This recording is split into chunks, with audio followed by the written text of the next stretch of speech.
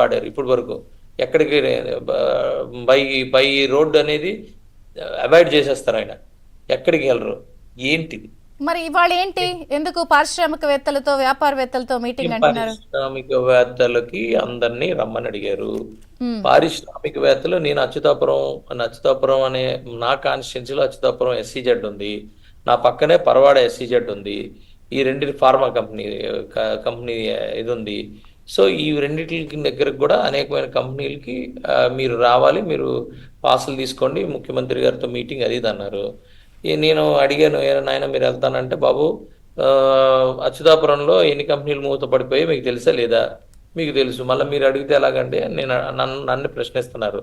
రీసెంట్గా ఒక company close అయిపోయింది. 700 మంది ఉద్యోగస్తుల్లో మొత్తం 500 నుంచి 600 మంది ఉద్యోగస్తులు ఈ మార్చ్ 31 క్లోజ్ చేస్తారు, మీరు ఎక్కడన్నా ఎత్తుక్కోండి అని చెప్పి, ఇప్పుడు పని కూడా లేదు, ఖాళీగా ఎక్కడన్నా ఉండండి అని చెప్పి చెప్తారు. ఒక 700 మంది ఉద్యోగస్తులు ఉన్న కంపెనీ, ఫార్మా కంపెనీ అచ్యుతాపురంలో. ఎన్ని కంపెనీలు మొత్తం అంతా కూడా వాళ్ళ కెపాసిటీ 10-20% కెపాసిటీతోనే 90% కంపెనీలు రన్ అవుతున్నాయి. ఇది అవునా కాదా అనేది అడగండి.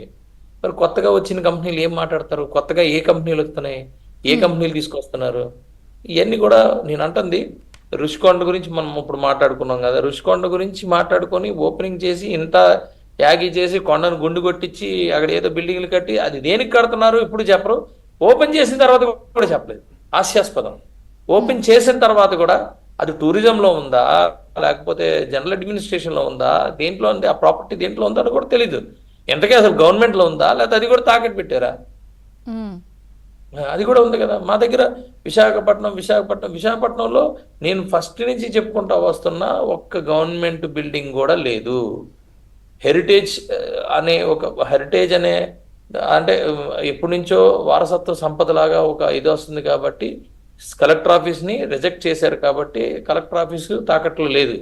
కానీ అది నాకున్న ఇన్ఫర్మేషన్, మేబీ రాంగ్ అవ్వచ్చు, రైట్ అవ్వచ్చు. కానీ ఉన్న బిల్డింగ్స్ అన్నీ కూడా మొత్తం అన్నీ తాకట్లో ఉన్నాయి.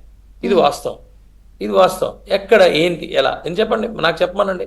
ఎందుకంటే వచ్చిన వెంటనే ఇక్కడ విశాఖపట్నం వచ్చేస్తున్నాం, విశాఖపట్నం మొత్తం క్యాపిటల్ సిటీ షిఫ్ట్ చేసేస్తున్నాం, విశాఖపట్నం ఎగ్జిక్యూటివ్ క్యాపిటల్ అని చెప్పేసి అర్జెంటుగా బిల్డింగ్లు కావాలని అడవాడు చేశారు. ఇప్పుడు 4 సంవత్సరాల నాడు కరోనా రాకముందు. కరోనా వచ్చింది, కరోనా వెళ్ళిపోయింది, కరోనా జనాల్ని హింసించింది, అన్నీ అయిపోయినాయి. కానీ వీళ్ళు మాత్రం ఇంకా హింస అలా పెడతానే ఉన్నారు. వీళ్ళు కరోనా అంటున్నారు. 13 లక్షల పెట్టుబడులు, 370 సంస్థలు, 6 లక్షల ఉద్యోగాలు, 80% కార్యరూపం దాల్చింది. ఇవి గుడివాడ అమర్నాథ్ గారు చెప్తుంది. ఆయన ఆ ఫ్లోటింగ్ బ్రిడ్జ్ కూడా అసలు నా భూతో నా భవిష్యత్ అన్నారు.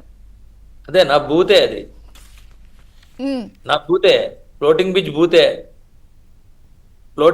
ఫ్లోటింగ్ నేను అడుగుతున్నానండి, ఆయనకి తెలుసో లేదో.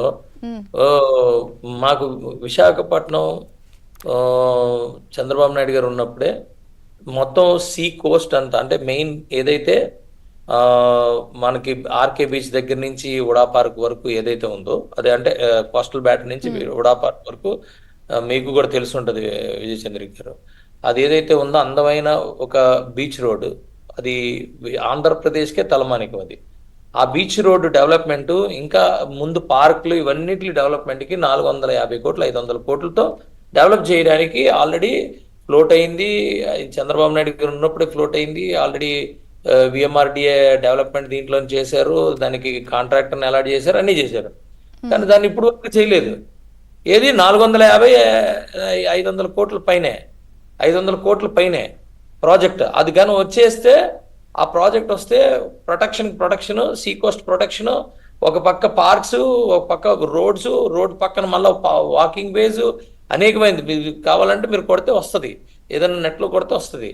నేను అంటున్నా అవన్నీ వదిలేసి ఈ గుడ్డు మంది రేట్ చేస్తాడంటే floating bridge, plastic bridge, plastic